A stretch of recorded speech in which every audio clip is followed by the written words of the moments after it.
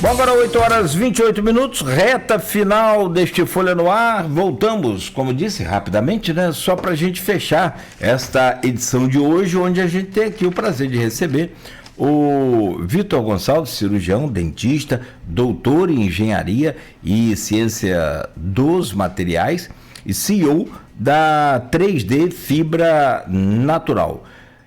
Falamos aqui sobre a criação da sua startup, hoje empresa, né?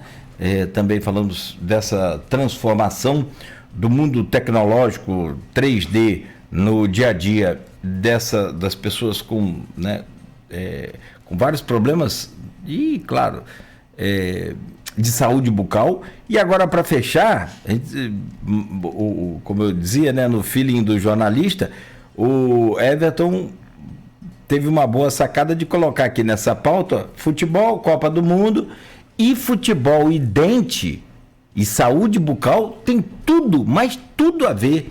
Futebol, o esporte como um todo, né? O atleta como um todo. Como é que é isso, o meu caro Everton? Abre aí pra gente esse bloco. Cara, assim, tem uma história muito curiosa, né? Que o Vitor pode contar melhor. Que a seleção brasileira, antes de uma Copa, teve que fazer tratamento dentário nos jogadores, por conta das lesões musculares. E aí virou um caos, assim, que quem se aprofunda mais um pouco sobre a história da seleção brasileira conhece. Acho que o Vitor pode contar mais um pouco sobre essa história, né? Então, essa história eu conheço bem. Eu até fui ver o ano certinho, foi na Copa de 58. Eles chamaram o dentista do Fluminense, que era o Mário Trigo. Esse dentista, ele fez, não foi obturação, foi extração. Foram 100 extrações, ele tirou 100 dentes do elenco de 33 jogadores.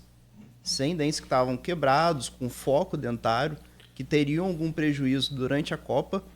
E aí ele limpou, deixou todo mundo com a saúde bucal em dia para poder fazer a disputa. E aí é a questão, por que isso? Se a gente pega um dente que está quebrado, a gengiva em volta inflamada e vira um foco, o atleta ele fica mais suscetível à lesão.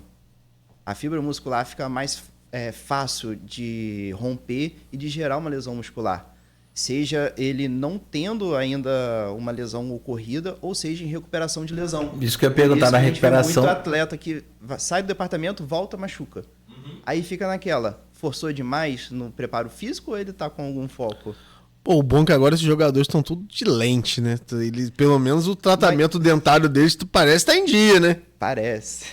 Só parece. Tem muitos que só pensa na estética, faz a lente ali de pré a pré, o sorriso tá ótimo, mas for ver os molares, for ver o siso, tá tudo precisando tratar. Mas assim, por que uma lesão dentária influencia numa lesão de panturrilha? Não. Como é que tá? Como é que funciona esse canal? Assim, tem que imaginar o corpo como um todo. É uma inflamação. Então, se você tem uma inflamação, você tem uma dor, seu corpo já está querendo combater ela. Se você está com duas inflamações, você divide. Você não consegue curar nenhuma nem outra. E aí você vem, tá com dor de dente, você dorme bem? Não dorme. Ou seja, não faz recuperação muscular. Se a gente for pegar exemplo Palmeiras e times da Europa, eles fazem monitoramento do sono. A gente estava conversando agora há pouco de sono e eles monitoram. Ele chega no dia e pergunta, seu sono foi como? Aí o cara dá uma nota. Ou, por exemplo, olha o relógio. E o relógio dedura. Quanto tempo foi sono leve, quanto tempo foi sono profundo e se teve uma reparação muscular ou não. Se naquele dia o atleta não dormiu bem, ele não pode fazer o treino físico completo, senão vai estourar e vai machucar. Então, se você está com uma dor de dente que vai atrapalhar seu sono, isso vai ocorrer. E fora o que eu falei da competição. Você está com duas inflamações no corpo. Como é que o seu corpo vai combater a regeneração lá no músculo da panturrilha se você está combatendo uma inflamação, inflexão na boca? Época de cobertura de americano, por exemplo, a gente tinha um problema disso. E tinha um amigo top, vou preferir não citar o nome, de repente... Né? Hoje, com essa coisa de internet viral aí, fica complicado. Não vou citar qual jogador. E não tem problema, mas assim, foco dentário acontece com qualquer um. Mas vai que o cara não gosta que fale, né? Então, e eu sou amigo, eu adoro ele. Foi inclusive campeão pelo Fluminense em 95. Saiu daqui. O cara, ele teve o pubis aberto. região pubiana, abriu o pubis e, cara, para fechar o pubis num tratamento normal é demorado. E o dele fechava com sacrifício, com muito repouso, e aí quando colocava em atividade, abria, foi descobrir... Era o dente. Então, assim, porque até onde eu entendi esse processo da recuperação, você explicou melhor agora. Tem um outro processo também, que você traz detalhes aí, que é, no caso, esse exemplo aqui da Copa do Mundo de 58, que foi exitoso. Foi exitoso.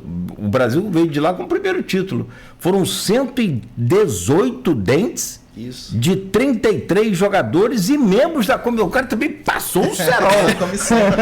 Arrancou dente de todo mundo. O famoso buticão. Buticão. Igual lá estava, na minha época de criança, tinha duas opções. O seu Hamilton Dentista tinha 2 aparelhos, uma cuspideira e um buticão. Nogueira dá uma média de 3,5 dentes por cada... Por cabeça. Por cabeça. Mas aí eu vou te falar melhor, que aí eu posso citar, porque é um estudo publicado. A gente tem um índice que chama CPOD, cariado, perdido, obturado. E tem um estudo do dentista do Barcelona, que ele fala que a média dessa soma dava também de 4 para jogador. Ou seja, o Barcelona, se eu não me engano, em 2011, aquele Barcelona campeão de Champions, cada jogador em campo tinha uma média ali mais ou menos de 4 dentes que estavam mexidos. Mas isso... Seja obturado, perdido ou até mesmo cariado. E dá para explicar. E eles eram ricos, né? Então, mas calma aí, é isso que eu quero entender. Porque quando fala em dente cariado, a gente já logo lembra assim, pô, não escovou os dentes, MBC, relaxado. Só que aí tem a cultura e tem a parte financeira da coisa. A condição social. É possível explicar por que esses jogadores estão ricos, mas nem todos nasceram ricos. Acho que aí poucos jogadores que eu conheço, por exemplo, Kaká, Raí, Caio. São poucos. Poucos que têm uma estrutura familiar, social boa, condição financeira boa, né? E conseguem fazer sucesso no futebol. Quase sempre os ricos não se dão bem. Também tem um paradigma nisso aí. Mas essa coisa da saúde bucal tem a ver com a condição social? Total. Porque a gente pega hoje o futebol no mundo é um meio de tentar mudar a vida, né? Se for pensar, como você falou, a maioria dos jogadores tem origem mais humilde. Então também tem a informação menor. E acaba que, culturalmente, no meio do futebol em si, eles priorizam muito mais a fisioterapia. Fisioterapia e preparação física. Como, por exemplo, outro assunto que é da Copa, se eu não me engano, é a primeira Copa que eles levam um psicólogo. Brasil. É outro assunto. Não, agora de 2026. É a primeira Copa que eles levam um psicólogo. O Brasil não tinha psicólogo nas outras Copas. Nas outras Copas não tinha? Tinha. Não tinha. Tite não gostava e Neymar também não gostava. Como ele era que apitava, né? Não tinha psicólogo. Inclusive é um outro tema complexo, a questão Não, mas eu acho que nós já tivemos... Não. A seleção tem psicólogo, gente. Tinha coach. Em outras Copas? Psicólogo É a primeira vez. É a primeira vez. Eu sei que é um pouco surpreso, né? Não, pra mim eu já... O próprio Fernando Diniz é psicólogo. Então, assim, eu não sei se vocês têm... Não, mas assim, em Copa. Levar um profissional para cobrir, né? Para estar lá dando apoio psicológico. Um profissional que tinha também um pouco de psicologia. Não, é um psicólogo graduado na área esportiva, não levaram, é a primeira vez. Então, no futebol, eles pensam muito.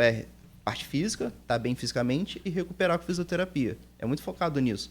A odontologia, a psicologia, acaba ficando um pouco de lado. E agora que tem vindo movimentos para fortalecer isso por causa das evidências que tem. Por exemplo, a CBF, para o clube ser um clube formador, tem que ter o aval da odontologia também. É doideira, hein, cara? Eu tô até pesquisando aqui, mas, o Brasil levou um psicólogo a primeira vez, depois a gente vai apurar isso melhor, para não ficar uma coisa de um tete a tete. Mas na Suécia teve em 58 teve. Foi o João Carvalhais. Mas eu tô pesquisando, é pesquisa de IA, então vamos dar um tempo aí para não ficar... Pode ser que, assim, das últimas Copas não tenha levado. Mas eu... Desde que parou de ser campeão, não tava levando. Às vezes foi isso, mas... Porque tem muito esse preconceito, né? Mudando um pouquinho, né? Da questão da... Posso acabar de ler aqui a pesquisa? Se tiver errada depois, gente, eu fiz aqui ao vivo e é IA, tá? Ó, o psicólogo lá em 58, conclusão dele. Ele aplicou testes psicológicos nos jogadores e chegou a emitir laudos dizendo: Garrincha, um irresponsável. Ai. Pelé, infantil. Que Pelé tinha o quê? 18 Bom anos? psicólogo ele. Pelé tinha 18 anos. 18 anos, Não, 18 não, 17. Para nossa 17, né? Para nossa alegria, o técnico Vicente Feola ignorou os relatórios e os dois foram para a Copa do Mundo. Mas vamos lá. Você ia fazer a sua pergunta para a gente fechar também. Porque acaba que o corpo é todo um organismo só, né? Então, todas essas possibilidades estão todas inclusas, né? E aí tem que ser tratado, tem que ser... E como foi? Você falou que trabalhou no Vasco, né? E como foi ver essa realidade de perto, do dia a dia? Os jogadores têm esse preconceito, tem essa questão? É uma questão difícil de ser acessada deles ou é tudo tranquilo? Então, a gente tem muito, como pode dizer, essa resistência ainda, não tem como negar. Eu vou te dar um número não do Vasco, não está publicado, é dado público, que foi dos times daqui de Campos. A gente replicou esse mesmo estudo que foi feito no Barcelona com os times daqui. E a gente teve um percentual um pouquinho acima. Ou seja, a mesma coisa da saúde bucal que estava lá, estava próximo aqui com jogadores de classe diferente, de nível futebol diferente, assim. Champions e aqui o pessoal disputando o Carioca. E também é aquele negócio, a conclusão é o nível de formação. O pessoal do futebol vem de uma origem mais humilde. É normal, o pessoal tenta mudar muito a vida no futebol e acaba deixando essa informação de lado. E quando chega, prioriza muito fisioterapia e preparação física. Só que, como falei, tá mudando. Quando a gente começou e a gente teve esse mesmo relato de jogadores que estavam tendo muita lesão muscular, fez o tratamento com a gente e parou de ter. A gente teve um jogador também, não vou comentar o nome, chegou de um time, era destaque, estava tendo lesão. A gente fez cirurgias, a gente tirou 3, 4 dentes desse jogador antes de começar o campeonato. Que aí é outra história que durante, às vezes, não pode, porque tem muito campeonato que tem doping. E muitos medicamentos nossos caem no doping, até um ponto importante. E depois ele não teve mais lesão. Eu acompanho ele, às vezes troco mensagem, ele fala, não tive mais. E até outros jogadores falam, não, também não tive mais lesão. Então a gente conseguiu, mas a gente vê resistência. A gente teve resistência aqui no dia que a gente marcou para fazer cirurgia, teve um jogador que não foi. Lá no Vasco também a gente tem uma dificuldade por causa dessa questão do doping. Alguns medicamentos que a gente passa não pode. Então a gente tem aquela janela de janeiro para meio que fazer cirurgia, ou se o cara já machucou e está no DM, ou se ele está em alguma suspensão, parada da Copa. Então é um pouco mais difícil e aí eles acabam priorizando um pouco as lentes, as facetas, ter o sorriso mais estético. E às vezes o tratamento fica um pouco de lado. Às vezes o tempo que ele iria perder na odontologia, ele prefere ir para fisioterapia para poder fazer a regeneração. E a gente briga muito nessa mudança. E como falei, a própria CBF botou a odontologia como requisito para o clube ser um clube formador. O nosso protocolo lá no Vasco, no departamento pré-temporada, tinha que ter assinatura de todo mundo. Cardiologista, psicólogo, dentista. Senão não ia para o treino. Então eles eram obrigados a passar por todo mundo. Profissional até sub-10 e outras modalidades.